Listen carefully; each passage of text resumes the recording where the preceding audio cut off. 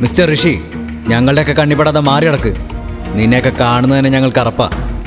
മോളെ എൻ്റെ താഴെ വീണ ഗ്ലാസ് എടുത്തു തരുമോ?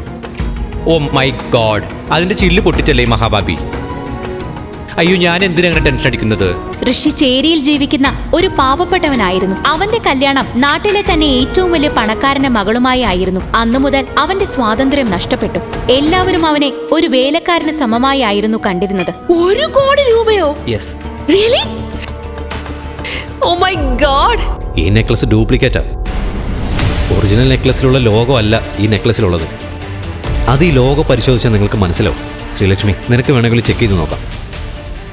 ശ്രീലക്ഷ്മി പരിശോധിച്ചപ്പോഴാണ് ഈ ഡയമണ്ട് നെക്ലസ് ഡ്യൂപ്ലിക്കേറ്റ് ആണെന്ന് മനസ്സിലായത്.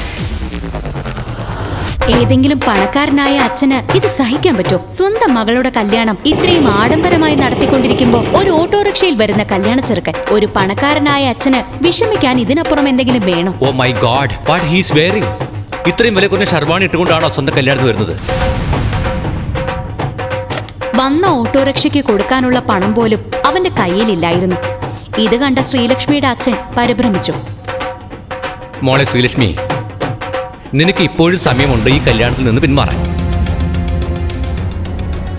എന്നാൽ അവർ ദരിദ്രനെന്ന് പറഞ്ഞ് കളിയാക്കിയ അവന്റെ കയ്യിൽ നിന്ന് തന്നെ വിലപിടിപ്പുള്ള ന്യൂ ഇയർ ഗിഫ്റ്റ് കണ്ടതും അവൾ ഞെട്ടി.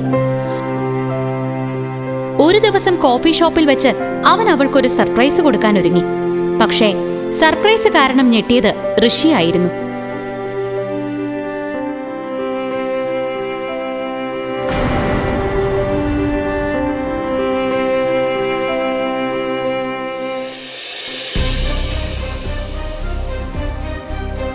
നീ എന്റെ ഭർത്താവായതുകൊണ്ടാ പബ്ലിക്കായിട്ട് നിന്റെ കരുണ നോക്കി അടിക്കാത്തത്.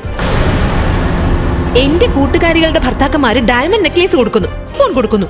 അവന്റെ ഒരു പരട്ട റോസാപ്പൂ. നിനക്ക് നാണമില്ലേ ഒരു റോസാപ്പൂവും കൊണ്ട് എന്റെ മുന്നിൽ വന്ന് സർപ്രൈസ് തരാൻ? നീ എന്റെ ഭർത്താവാണെന്ന് പറയുന്നത് തന്നെ എനിക്ക് നാണക്കേടാ. മാറി നിൽക്കണം. ഇത്രയും പറഞ്ഞുകൊണ്ട് ശ്രീലക്ഷ്മി അവിടെ നിന്നിറങ്ങി. എല്ലാവരുടെ മുന്നിൽ വെച്ച് ഋഷി അപമാനിക്കപ്പെട്ടു. ശ്രീലക്ഷ്മിക്ക് ഒരിക്കലും അംഗീകരിക്കാൻ പറ്റാത്ത ഒരാളായിരുന്നു ഋഷി. മറ്റുള്ളവരുടെ നിർബന്ധത്തിന് വഴങ്ങിയായിരുന്നു അവൾ ഋഷിയെ കല്യാണം കഴിച്ചത്. പക്ഷേ അവൾ കരുതുന്നത് പോലെ ഒരു ബിസിനസ്സുകാരനായിരുന്നില്ല അവൻ. ഒരു ചേരിയിൽ ജീവിക്കുന്ന സാധാരണ ഡെലിവറി ബോയ്. അതായിരുന്നു അവന്റെ ക്വാളിഫിക്കേഷൻ. ആ തിരിച്ചറിവ് അവൾക്ക് ഒരുപാട് വേദനയുണ്ടാക്കി. അതുകൊണ്ട് തന്നെ അവൾ വീടിന് പുറത്തുള്ള ആരെയും അവളുടെ കല്യാണക്കാരെയും അറിയിച്ചിരുന്നില്ല. ഒരു ദിവസം ഓഫീസിലെ പാർട്ടി നടക്കുന്ന ദിവസം എല്ലാവർക്കുമുള്ള ഫുഡുമായി ഋഷി ഒരു ഡെലിവറി ബോയിയുടെ വേഷത്തിൽ അവിടെ എത്തി.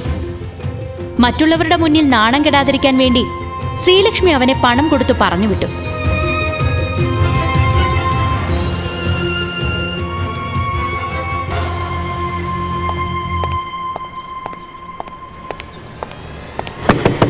ശ്രീലക്ഷ്മിയുടെ അങ്കിൾ ഋഷിയെ ഒരു നായയ്ക്ക് സമമായായിരുന്നു കണ്ടിരുന്നത്.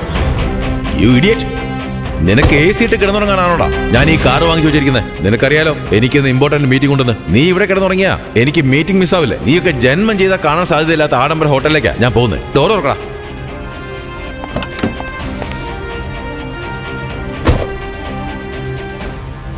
ഋഷി ചേരിയിൽ ജീവിക്കുന്ന ഒരു പാവപ്പെട്ടവനായിരുന്നു. പക്ഷേ അവന്റെ കല്യാണം നാട്ടിലെ തന്നെ ഏറ്റവും വലിയ പണക്കാരന്റെ മകളുമായി ആയിരുന്നു. അന്നു മുതൽ അവന്റെ സ്വാതന്ത്ര്യം നഷ്ടപ്പെട്ടു.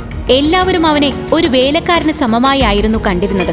എല്ലാ ദിവസവും ആ കുടുംബത്തിലെ എല്ലാവരും, എന്തിന് അവിടുത്തെ വേലക്കാരി പോലും അവനെ ചവിട്ടി തേക്കുമായിരുന്നു. ആ വീട്ടിലെ നായയ്ക്ക് അനുവദിച്ചിരുന്ന മുറിയിൽ ഒരു ഷീറ്റ് വിരിച്ചായിരുന്നു അവൻ ഉറങ്ങിയിരുന്നത്. ശ്രീലക്ഷ്മി അവളുടെ കല്യാണം ലണ്ടനിലുള്ള ഒരു ബിസിനസ്സുകാരനുമായി നടന്നിരുന്നു എന്നായിരുന്നു സുഹൃത്തുക്കളോട് പറഞ്ഞിരുന്നത്. അവളുടെ കൂട്ടുകാരികൾക്ക് ഭർത്താക്കന്മാർ കൊടുക്കുന്ന ഗിഫ്റ്റ് കണ്ട് അവൾ അസൂയയോടെ നോക്കുമായിരുന്നു. അങ്ങനെ ഒരു ദിവസം ശ്രീലക്ഷ്മിയുടെ അങ്കിൾ ഋഷിയെ നാട്ടിലെ ഏറ്റവും വലിയ ഹോട്ടലിലേക്ക് കൊണ്ടുപോവുകയായിരുന്നു. ഋഷി, നീ എന്നെ ഹോട്ടലിന്റെ പുറത്ത് ഡ്രോപ്പ് ചെയ്താൽ മതി. പാർക്കിങ്ങിന്റെ സ്ഥലത്ത് വെയിറ്റ് ചെയ്യണം. ഞാൻ വിളിച്ചല്ലാതെ അകത്തേക്ക് വരരുത്. നാട്ടിലെ ഏറ്റവും വലിയ പണക്കാരൻ്റെ ഹോട്ടലിലേക്കാണ് ഞാൻ പോകുന്നത്. കേട്ട് കാണും, ലക്ഷ്മൺ. അയാളെ കണ്ട ഞാൻ നിന്റെ കാര്യം പറയാം. ആ ഹോട്ടലിൽ വല്ല അരിവെപ്പ് ജോലിയും ഉണ്ടെങ്കിൽ നിനക്ക് വാങ്ങിച്ചു തരാം. അല്ല, ആ ജോലി മാത്രമല്ല നിനക്ക് അറിയൂ. അല്ലെങ്കിൽ പാത്രം കഴുകാനുള്ള ജോലി വാങ്ങിച്ചു തരാം. അങ്ങനെ അവർ ഹോട്ടലിന്റെ മുന്നിലെത്തി. കേട്ടല്ലോ, ഞാൻ വിളിച്ചല്ലാതെ നീ അകത്തേക്ക് വരരുത്. ഇത്രയും പറഞ്ഞുകൊണ്ട് ശ്രീലക്ഷ്മിയുടെ അങ്കിൾ അകത്തേക്ക് പോയി. ഋഷി ഉടനെ തന്നെ വണ്ടി പാർക്കിംഗ് സ്ലോട്ടിലേക്ക് കൊണ്ടുപോയി. ഡേ, നീ എങ്ങോട്ടാണ് തള്ളിക്കറിക്കൊണ്ട് പോകുന്നേ? ഇത് VIP പാർക്കിംഗ് ഏരിയ. നിന്റെ വണ്ടി ഇവിടെ ഇടണ്ട. ഋഷി താൻ ഒരു VIP ഗസ്റ്റിനെ കൊണ്ടാണ് വന്നതെന്ന് സെക്യൂരിറ്റിയെ പറഞ്ഞു ബോധ്യപ്പെടുത്താൻ ശ്രമിച്ചു. ഋഷി സെക്യൂരിറ്റിയെ എത്ര പറഞ്ഞ് വിശ്വസിപ്പിക്കാൻ ശ്രമിച്ചിട്ടും അയാൾ വിശ്വസിക്കാൻ തയ്യാറായില്ല. സെക്യൂരിറ്റി അവനെ മുന്നിലേക്ക് പിടിച്ചു തള്ളി. ചെന്ന് വീണത് ഹോട്ടൽ മുതലാളി ലക്ഷ്മണിന്റെ കാറിന്റെ മുന്നിലായിരുന്നു. എന്താ ഇവിടെ കാണിക്കുന്നത്? ആ ശബ്ദം ഹോട്ടലിന്റെ മുതലാളി ലക്ഷ്മണിന്റേതായിരുന്നു. ഋഷി സാർ, നിങ്ങൾ? സാർ, എനിക്ക് മാപ്പ് തരൂ. ഇയാൾക്ക് സാറിന് മനസ്സിലായില്ല. സാർ, എന്നോട് പറഞ്ഞുകൂടായിരുന്നോ? ഞാൻ തന്നെ സാറിനെ ഒന്ന് കൂട്ടിക്കൊണ്ട് പോയായിരുന്നില്ലേ? സാറ് കാറിന് താക്കോല് തരൂ, ഞാൻ പാർക്ക് ചെയ്യാം. ഇത് കണ്ട് ഞെട്ടൽ മാറാതെ നിൽക്കുന്ന സെക്യൂരിറ്റി, സിറ്റിയിലെ ഏറ്റവും വലിയ പണക്കാരൻ, ഒരു ദരിദ്രന്റെ മുന്നിൽ കൈകൂപ്പി നിൽക്കുന്നത് കണ്ട് അയാൾ അത്ഭുതപ്പെട്ടു. ഈ സമയം ശ്രീലക്ഷ്മിയുടെ അങ്കിളിന്റെ കോൾ അവന്റെ ഫോണിൽ മുഴങ്ങി. താങ്ക് യു ലക്ഷ്മൺ, പക്ഷേ എനിക്കിപ്പോൾ പോയേ പറ്റൂ. ഞാൻ പിന്നീട് എപ്പോഴെങ്കിലും നിങ്ങളെ വന്ന് കാണാം. ഋഷി ഉടനെ തന്നെ അവിടെ നിന്നിറങ്ങി ശ്രീലക്ഷ്മിയുടെ അങ്കിളിന്റെ അടുത്തേക്ക് പോയി. നീ എവിടെ പോയി ചത്ത് കിടക്കായിരുന്നു? ഇതുപോലെ ഉത്തരവാദിത്തമില്ലാതിരുന്നാ അന്ന് തന്നെ നിന്നെ ജോലിയിൽ നിന്ന് ഞാൻ പിരിച്ചുവിടും. നീ കോലത്തെ ലക്ഷ്മൺ സാബ് കണ്ടാവുണ്ടല്ലോ, എന്റെ പണിയും പോവും, നിന്റെ പണിയും പോവും. നീ എന്തുവായി നോക്കിക്ക, പോയി വണ്ടി എടുക്ക. തിരിച്ചെത്തിയപ്പോൾ ഫ്ളാറ്റിന്റെ ലോണിലിരിക്കുകയായിരുന്നു ശ്രീലക്ഷ്മി. തന്റെ ഭർത്താവ് ഇത്രയും വലിയൊരു ദരിദ്രനാണ് എന്നുള്ള പുച്ഛം അവൾക്കുണ്ടായിരുന്നു. അല്പം ദൂരെയായ ഒരു ഡയമണ്ട് മോതിരം കൊടുത്ത ഒരാൾ അവന്റെ കാമുകിയെ പ്രപ്പോസ് ചെയ്യുന്നത് കണ്ടു.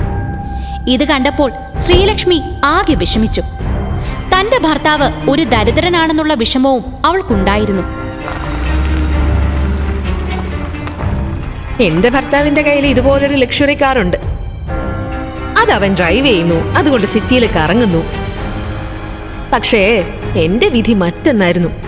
എന്റെ ഭർത്താവ് ആഡംബര കാർ ഓടിക്കുന്ന വെറും ഒരു ഡ്രൈവറായി പോയല്ലോ.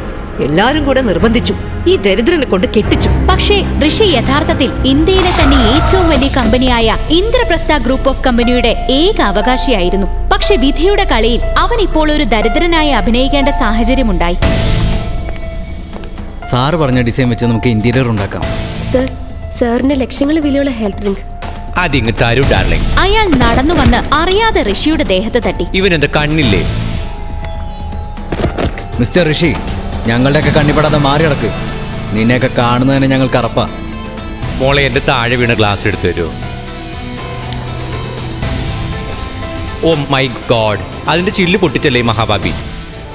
ഈ കഥ തുടർന്ന് കേൾക്കുന്നതിനായി ഇപ്പോൾ തന്നെ പോക്കറ്റ് FM ആപ്പ് ഇൻസ്റ്റാൾ ചെയ്യൂ. Link in description.